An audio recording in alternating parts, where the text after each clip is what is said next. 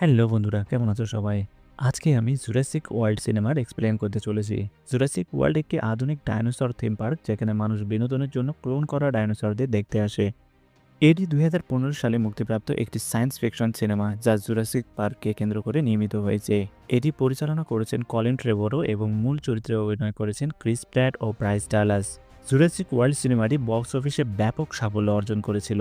এই সিনেমাটি আধুনিক সিজিআই প্রযুক্তি ও দারুণ সব ভিজুয়াল ইফেক্টের জন্য বেশ প্রশংসিত হয়েছে।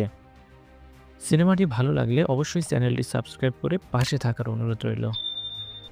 এই সিনেমার শুরুতে বড় বড় আকারের কিছু ডিম দেখানো হয়, আর এগুলো ছিল ডাইনোসরের ডিম। আমরা দেখতে পাই যে একটি ডিম থেকে বাচ্চা বেরোচ্ছে। এরপর গ্রে নামের একটি ছেলেকে দেখানো হয়, যার বিভিন্ন প্রজাতির ডাইনোসর দেখতে তার বেশ আগ্রহ ছিল। তার একটি ভাইও রয়েছে যার নাম জ্যাক, আর তাদের দুজনেরই ডাইনোসরের প্রতি গভীর আগ্রহ ছিল। এরপর তাদের বাবা মা তাদেরকে ছুটি কাটাতে